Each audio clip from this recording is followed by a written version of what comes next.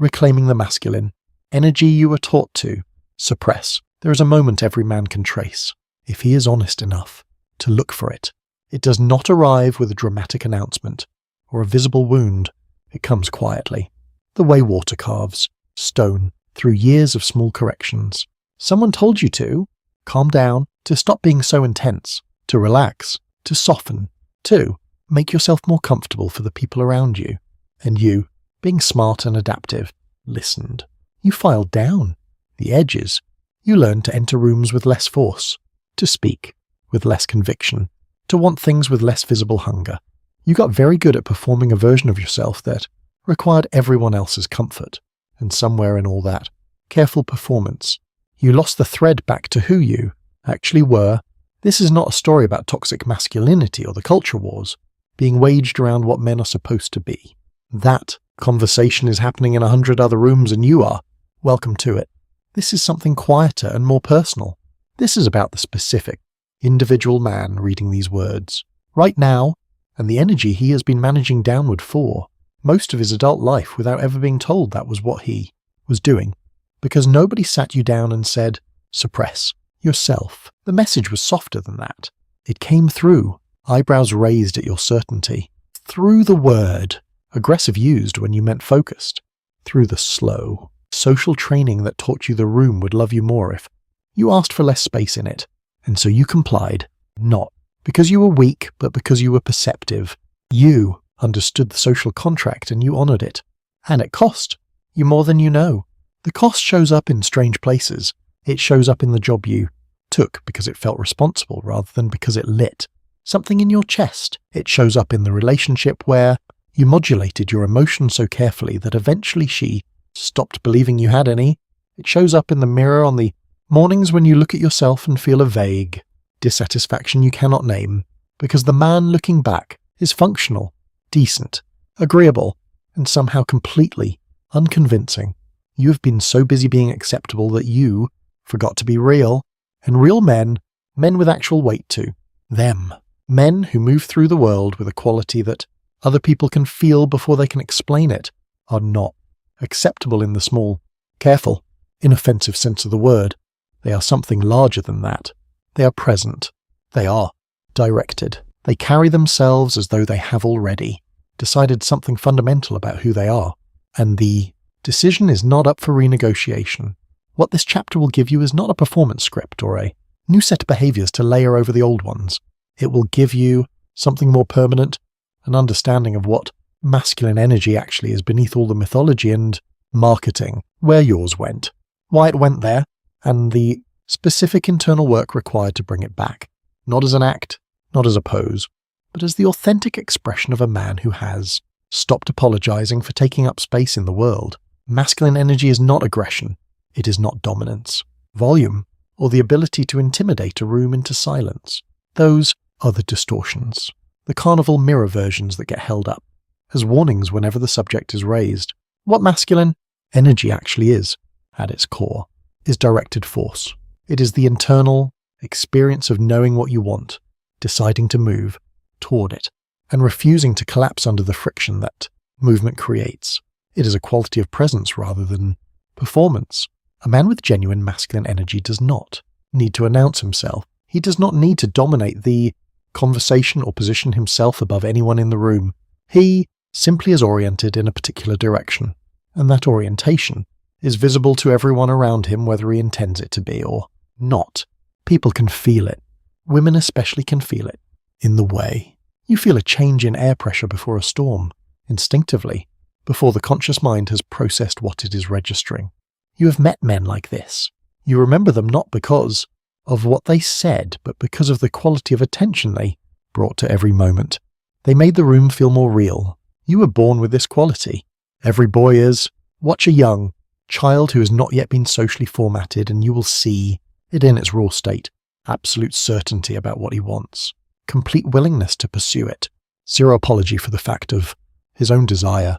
He wants the red truck, and he reaches for the red truck, and when the red truck is taken from him, he communicates his objection at full volume without a shred of self-consciousness. Nobody had to teach him to want. Nobody had to teach him to pursue. These things were native to him.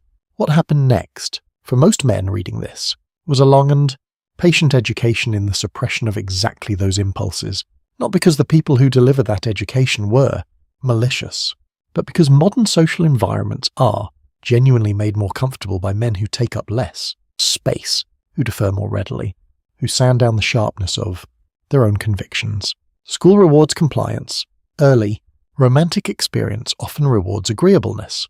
Workplaces, particularly in the decades since emotional intelligence became a corporate value, frequently mistake the performance of sensitivity for the genuine article, and they punish men who bring too much directness into the room. The lesson accumulates across years. Your natural force is a problem. Manage it down. And you did. Most men do. The misconception that does the most damage is the belief that what you suppressed was dangerous, that the energy you filed down and stored away was the rough, unfinished part of you, the part that needed to be civilized before you could be fit for adult life and adult relationships. This is not true, and the evidence against it is sitting in your own experience. Think about the moments in your life when you felt most alive, most like yourself, most present in your own body. Those moments almost certainly involved some version of directed force, a physical challenge you decided to meet without flinching, a moment of creative or professional flow where you were so oriented toward a goal that self-consciousness fell away entirely, a conversation where you said exactly what you believed without running it through the social filter first, and the other person leaned in rather than pulling back. The energy that produced those moments was not your weakness. It was your strength in its truest form. The suppression did not make you better. It made you safer to be around and harder to fully. No, here is the reframe that changes the way you see yourself in every room you enter. Masculine energy is not something you perform for an audience. It is something you inhabit for yourself. The men who carry it most naturally are not thinking about how they appear. They are thinking about what they are doing, what they are building, what they believe, where they are going. The energy is a byproduct of genuine self, directedness rather than a quality they have learned to project. This is the distinction that most self-improvement content on this subject gets completely wrong. It tells you to stand differently, to speak less, to hold eye contact longer, to slow down your movements. And while none of those things are useless in isolation, they are addressing the symptom rather than the source. A man who is genuinely oriented, genuinely purposeful, genuinely at home in his own convictions, will naturally carry himself in ways that other people register as magnetic. It is not the posture that produces the presence. It is the presence that produces the posture. The reflection this requires is not comfortable, and you should sit with it rather than rushing past it. Ask yourself honestly, where in your life you're currently operating from genuine conviction and where you're operating from the fear of how you will be perceived if you do not comply. The answer will show up in more places than you expect. The opinion you softened before you gave it. The boundary you failed to hold because you did not want to be seen as difficult. The ambition you have kept quiet because it felt arrogant to want that much. The relationship dynamic you have accommodated long past. The point where accommodation made sense because confronting it required you to risk disapproval. Every one of those places is a site where your energy has been redirected, away from yourself and into the management of someone else's comfort. Reclaiming it does not require becoming harder or colder or less considerate. It requires becoming more honest, first with yourself, about what you actually want, what you actually believe, and what you're actually willing to accept. That honesty, practiced consistently, is where the energy begins to return, not as a burst, but as a current, steady, directional, and entirely your own. The man you are trying to become is not a stranger. He is not a future version of yourself that exists somewhere beyond enough discipline, enough reading, enough self-work. He is the version of you that existed before the world taught you to manage yourself down to a size that fit more comfortably into other people's expectations. Reclaiming him is not construction. It is excavation, and excavation requires a particular kind of courage that nobody talks about in the context of masculinity, because it is not the courage of confrontation or competition. It is the courage of stillness, the willingness to sit with yourself long enough to hear what is actually there beneath the performance, beneath the compliance, beneath the years of careful self-editing. Most men never go that deep. It is easier to stay busy, to stay productive, to stay in motion, because motion creates the feeling of progress without requiring the vulnerability of honesty. But you already know the feeling of living on the surface of yourself. You know what it costs. You are reading this because some part of you has decided the cost is too high. The practical reality of this work looks nothing like what the self-improvement industry sells you. It does not begin at the gym or in a cold shower or with a morning routine calibrated to the habits of billionaires. It begins in a specific moment that you will recognize when it arrives, a moment where the old pattern presents itself clearly, the opportunity to soften your opinion, defer your desire, shrink your presence, manage someone else's discomfort at the expense of your own truth. And in that moment, instead of running the familiar program, you pause, not to calculate the strategic response, not to perform confidence you are rehearsing, but to actually ask yourself what you believe, what you want, what you are willing to accept, and then to say or do that thing without apology and without aggression, just cleanly, just honestly, just as a man who has decided something fundamental about himself and is no longer treating that decision as negotiable.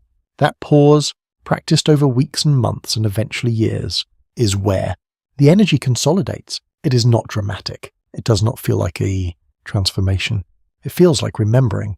What nobody tells you about masculine energy is that it is not primarily attractive to other people, though it becomes that as a natural consequence.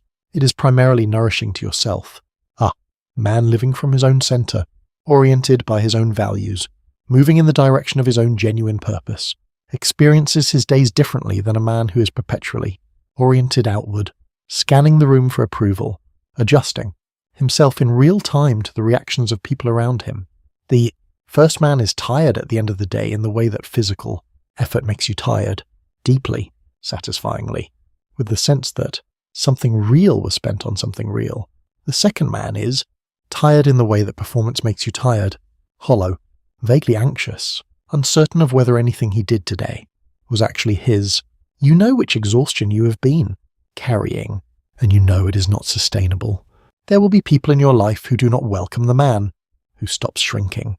Some of them will call it a change and mean it as a criticism. Some of them have built their relationship with you on the foundation of your compliance and genuine self-directedness, and you will feel threatening to them without them being able to articulate why. This is not a reason to stay small. It is information. It tells you something important about which relationships in your life were built on who you actually are and which were built on who you were willing to pretend to be. That information is painful, and it is also a gift because it clarifies, and clarity, even when it is uncomfortable, is always more useful than the comfortable fog of a life lived without it.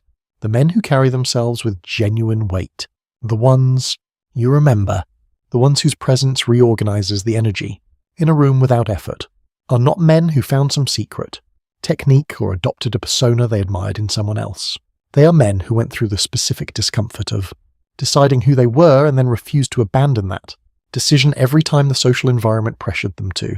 They made the decision not once but daily, in small moments and large ones, in private and in public, until the decision became their character and their character became their presence. That is the whole of it. There is no shortcut, and there is no substitute. The work is the same for every man who does. E.T., know yourself. Say that. Hold that. Move from that, regardless of the friction it creates. Not because you are trying to prove something, not because you need the world to recognize you, but because a man who does not live from his own center is not really living at all. He is performing a life for an audience that will never be satisfied, in a theater he did not choose, reading lines he didn't write. You already know what you've been suppressing. You have known it for longer than you have been willing to admit. The question was never whether the energy was there. The question was always whether you were willing to stop apologizing for it. Stop apologizing for it.